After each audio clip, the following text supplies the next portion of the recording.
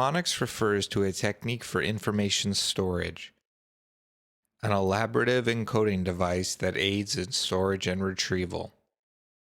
Mnemonics are related to chunking, or the ability to remember more information by breaking it into parts, such as acronyms like NASA or initializations like CBC or NHL.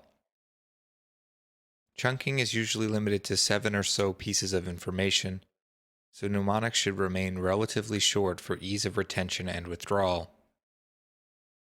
In the past, I have used mnemonics to learn music theory, such as face for the notes of the treble clef in sheet music, or elephants and dogs grow big ears to remember the names of the guitar strings.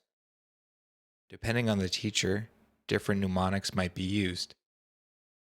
Mnemonics especially help reduce information overload when starting a new discipline.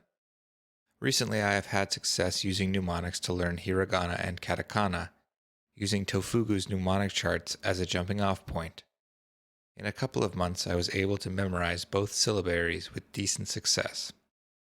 After that, I moved on to kanji, which are so innumerable that there is a need for many more mnemonics, and learning them all is challenging and takes a long time. I began using tofugu's kanji learning app, wanikani, which uses mnemonics and spaced repetition in order to help you learn kanji more easily. I also began listening to tofugu podcasts, which are a wealth of information about Japan and Japanese learning. On one of the tofugu podcasts, they discussed the concept of using an especially emotional or shocking mnemonic to add an extra layer of encoding. This was particularly helpful. After coming up with a decent mnemonic, an extreme version can be created in order to make it more memorable. Next, I acquired a copy of Remembering the Kanji Volume 1 by James Hiesig, which focuses on kanji and their meaning. This book uses mnemonics to help break down kanji into manageable pieces and then combine them into more complex forms. I found this book particularly helpful because, like wanikani, the order of kanji introduced was meticulously considered in order to springboard learning. An interesting distinction is made in this book between pictograph and imaginative mnemonics. Examples of pictographic kanji are the two for convex and concave, both easy to interpret and remember. I also used visual mnemonics to help learn the hiragana vowel sounds a and o. While pictographic mnemonics can be helpful, easy to learn and to remember, they can only get you so far. With countless kanji being developed over the course of thousands of years, one can't expect every kanji to visually represent its meaning. Moving into the realm of imaginative memory and using a little story for each kanji, it is surprising how much information sticks.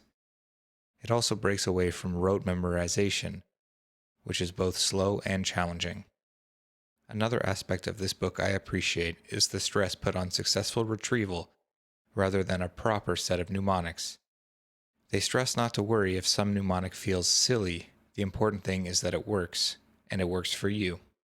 This made me feel better about some of the mnemonics I had been using for hiragana dakuten, which seemed inherently silly. Dakuten soften a sound, for example changing a ka sound to a ga. I remembered these transformations using silly words like keniji and hobbit. Although these mnemonics felt silly, I can still easily use them for retrieval if I ever forget a transformation.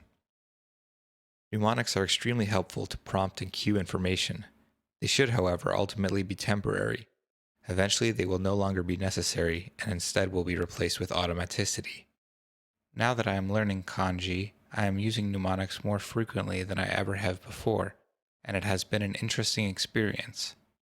In some ways, it feels like hacking your own mind in order to increase your capacity for knowledge. I hope that in time, kanji will become as familiar to me as my new friends, hiragana and katakana. Thank you for listening.